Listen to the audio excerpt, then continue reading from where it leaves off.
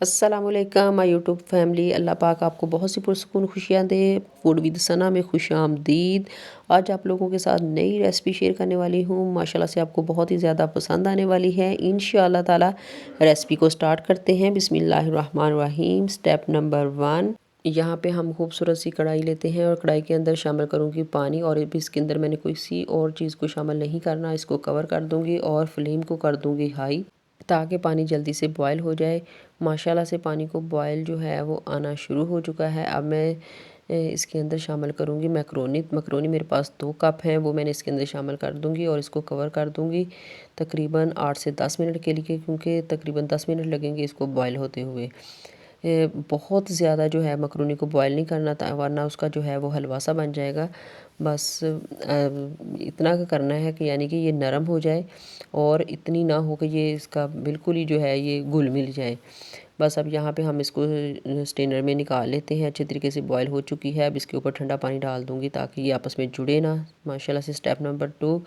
अब फिर मैंने यहाँ पे वो कढ़ाई ले ली है। इसमें तकरीबन 4 टेबलस्पून जो है वो कुकिंग ऑयल शामिल करूँगी, और 1 टेबलस्पून ही इसके अंदर मैं शामिल करूँगी लहसुन।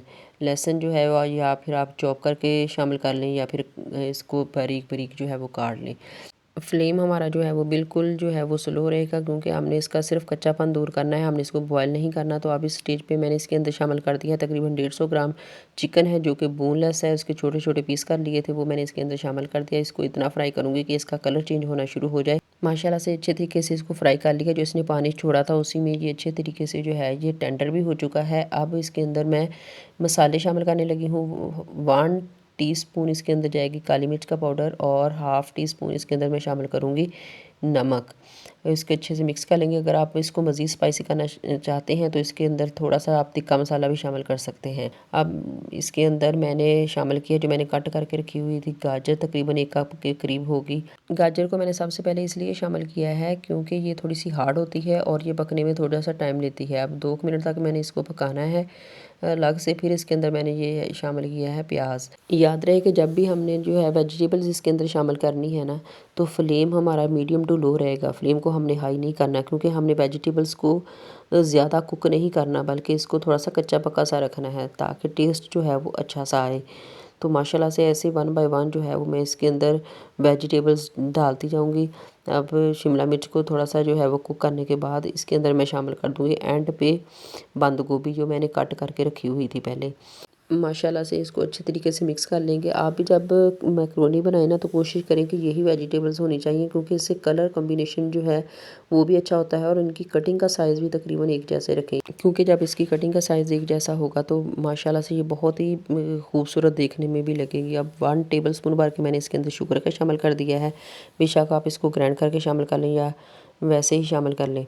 और अब 1 टेबलस्पून इसके अंदर मैं शामिल करूँगी वाइट सिरका।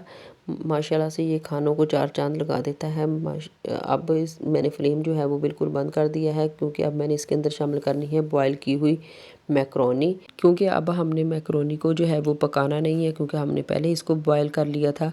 अब बस इसको अच्छा तरीके से जो है वो मिक्स करेंगे, और मिक्स करने के बाद अब एंड पे मैं इसके अंदर शामिल करूँगी तकरीबन मेरे पास 4 टेबलस्पून जो है वो केचप है, या जितना आप पसंद करते हैं उस हिसाब से जो है वो आप इसमें शामिल कर लें। तो ये माशाल्लाह से अल्हम्दुलिल्लाह हमारी मकरोनी जो है वो बन के तैयार हो चुकी है।